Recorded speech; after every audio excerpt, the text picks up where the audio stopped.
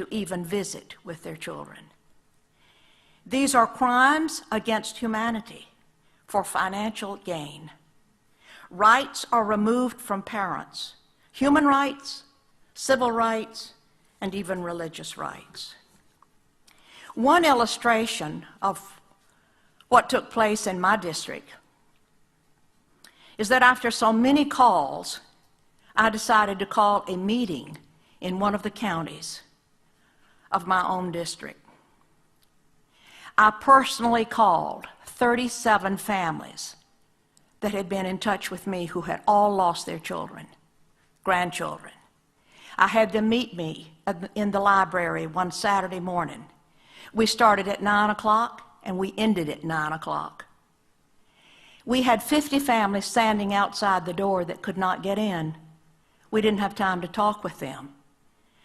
There was incredible anguish and profound suffering from these families. Some children had been taken off the school bus, taken out of the hospitals, or taken out of their homes in the middle of the night, and even worse. It was just an incredible ordeal. These parents, trapped in the system, become like refugees. They're dazed and glazed and have no one of whom to turn. They do not know what to do, and the loss of their children is devastating. After having worked in this arena for several years, I do not believe that a single child comes out whole after having been in this system. Many foster children make up the homeless population of today. I introduced legislation, Senate Bill 415, in my last session. A substitute bill was written at the last minute by the chairman of the Judicial Committee. All the strong points of my bill had been compromised. I was told, accept it, Senator. At least you will get some legislation passed. And I answered with, obviously, you do not know me. I did not come to the Capitol to get legislation passed. I came to make a difference.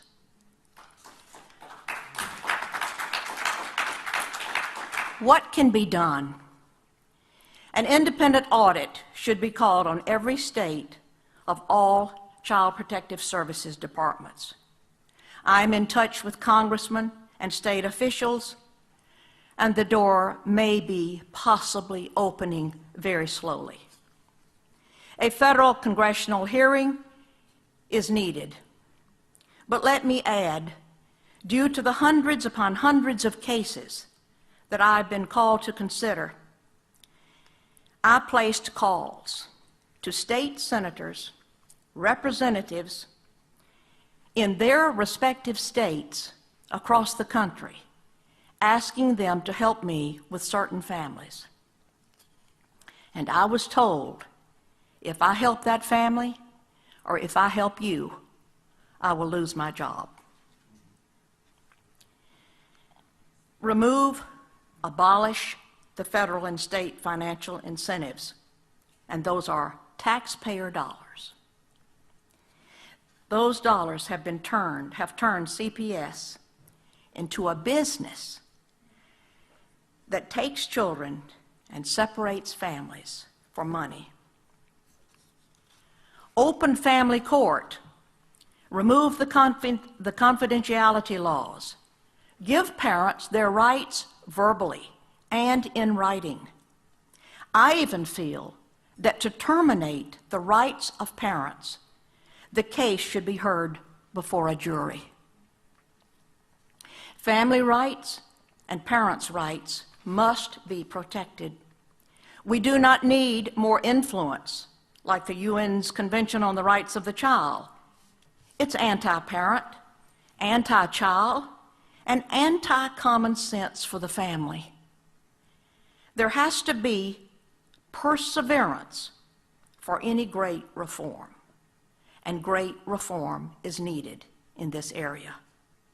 As Charles Spurgeon put it, how do you tame a lion that is well fed. First, he must be brought down. Second, his stomach must be lowered. How do you tame Child Protective Services? It may be only by closing it completely and starting over at the beginning with pro-family values. In closing, let me remind you that there is case law from state appellate and federal district courts and up to the United States Supreme Court, all of which affirm the constitutionality of the rights of parents to actually be parents to their children. There's biblical law too. It goes like this: speak up for those who can't speak for themselves, and for the rights of all who are destitute. Speak up and judge fairly.